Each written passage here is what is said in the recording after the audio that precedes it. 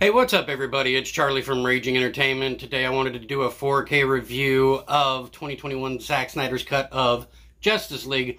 But I'm not just doing like this as a 4K review. I'm also doing a comparison to, guess who? Joss Whedon's.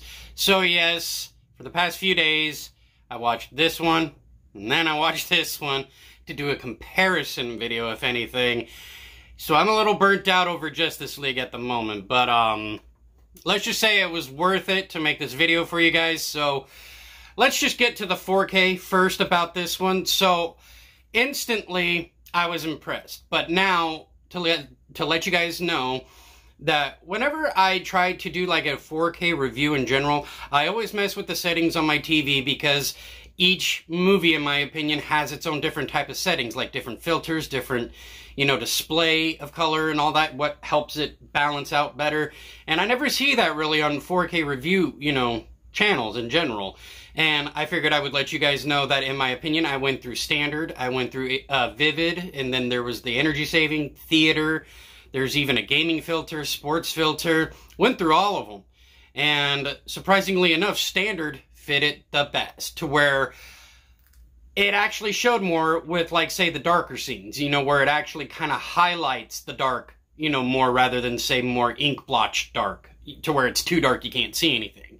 So all the other filters made the black levels really, really dark to where you couldn't see anything, but the standard HDR actually helped to where you can actually see more in the dark, and that's where I'm actually happy that it, worked out. Because this is an awesome movie, compared to this one, of course.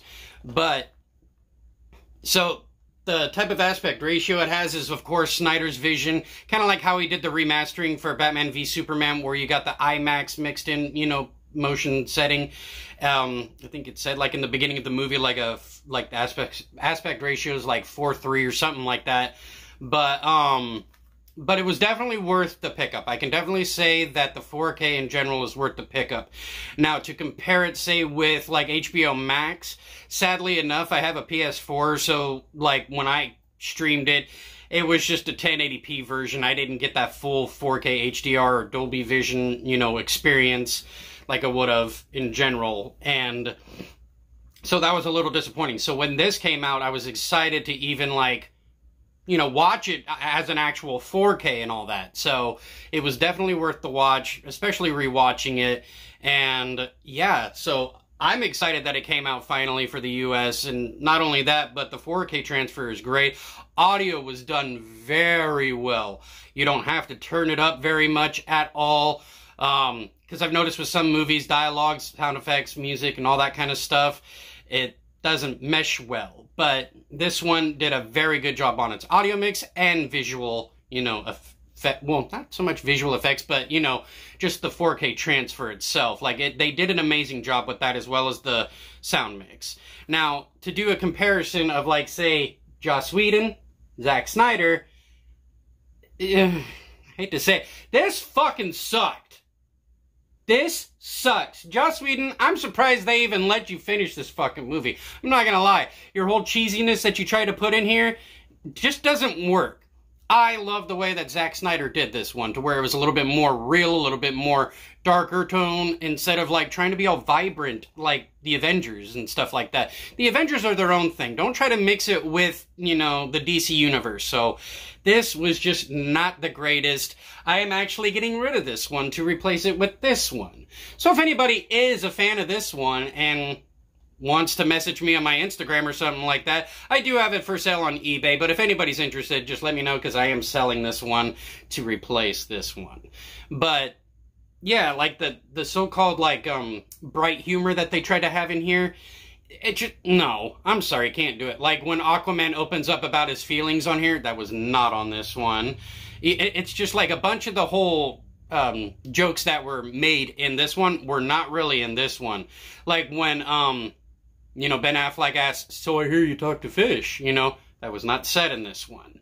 That this was a little bit more of a real tone, lighter tone. Dark tone, light tone. Dark tone, light tone. So this one, I was I'm not a fan of it anymore. I used to not think it was that bad until I rewatched it, then watched this one. Definitely not the best. Definitely the best. So, I mean, yeah, that's just my point of view, of course, on the transfer for this one, as well as comparison for Joss Whedon versus Zack Snyder.